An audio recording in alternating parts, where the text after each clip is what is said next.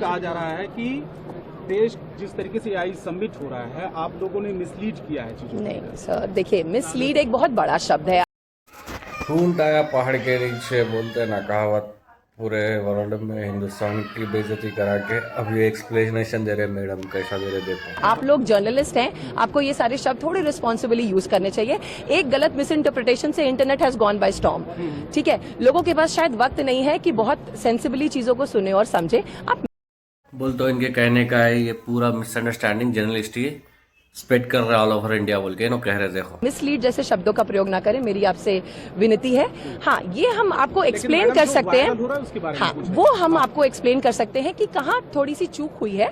Sir, your 6 can be my 9। मैं जो कहना चाहती हूँ शायद मैं बहुत अच्छे से कह नहीं पाई, समय के अभाव के कारण या आसपास के बज और शोर के कारण। और आप जो समझना चाहते हैं शायद आपने उसमें पूरा धैर्य नहीं दिया उसको ठीक तरह से समझने का। और कितना झूठ बोलेगे मैडम, पूरा देश दुनिया देख चुकी है, मगर मीनो मानने को रेडी ही नहीं है।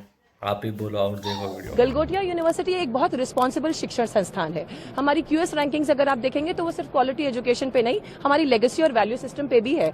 तो हम एक एकेडमिक इंस्टीट्यूशन है, हम बहुत रिस्पॉन्सिबल इंस्टीट्यूशन है। हमने ये कभी क्लेम नहीं किया कि हमने कुछ मैन्युफैक्चर किया है जो हमने नहीं किया। देखो भाई, रिस्पॉन्सिबिलिटी के बारे में गलगोटिया यूनिवर्सिटी वाले बात कर रहे हैं। आप ही बोलो, इतना बड़ा खेल, इतना बड़ा पतंगड़ खड़ा करके। One second, let me complete. Let me complete. मतलब ये कहाँ से आया, क्या जी, तो डेवलपमेंट का मतलब किसी चीज को डिजाइन और मैन्युफैक्चर करना नहीं होता है। मैंने ये भी कहा था कि हमारे पास सेंटर ऑफ एक्सीलेंसेज हैं जिनके साथ स्टूडेंट्स इस पे काम करके कुछ और डेवलप कर रहे हैं। I am not a faculty of artificial intelligence, I am a faculty of communication in the school of management. But I am very responsible in my choice of words and what I intent to say, and I still stand by it. हम आज भी you are putting words into my mouth. Yes, but you are. सरकार से क्या खाली करने के लिए बोला गया? आप एक बार में एक ही सवाल का मैं जवाब बोलूंगी। बात उन्होंने क्या इसमें मैं बोला, सरकार की तरफ से खाली करने के लिए बोला गया क्या? देखिए सरकार की तरफ से क्या कहा गया है ये आपको सुनाई में आया है। मैं ये जानती हूँ कि हम यही हैं, आपके सारे सवालों का जवाब फेस कर रहे हैं, जवाब दे रहे हैं, आपके सारे सवाल फेस कर रहे हैं। And as a university we are standing tall. जो प्रोडक्ट है जिसको लेकर ये तमाम, ये मैं सुबह से कह रही हूँ। और मैं फिर वो प्रोजेक्ट जिस काम के लिए आया था, बच्चों के इनोवेशन करने के लिए, स्टडी करने के लिए, यहाँ सिर्फ वो प्रोजेक्शन के लिए था, वो चला गया। आपने सर इतनी कंट्रोवर्सी क्रिएट कर दी। देखिए ये बहुत, ये सवाल पहले मैं इस सवाल का जवाब दूं। पहले एक second, end to end engineering, एक सेकंड मैंने बोला है end to end engineering, but किसके लिए बोला है? मैंने हमारे सॉकर अरीना के लिए बोला है कि इसकी एंड टू एंड इंजीनियरिंग से लेकर के, इसका लैब से लेकर के, इसका एग्जीक्यूशन एरिया हमारे पास है। Because see this is what happens when you just take out words and do not listen to the full thing.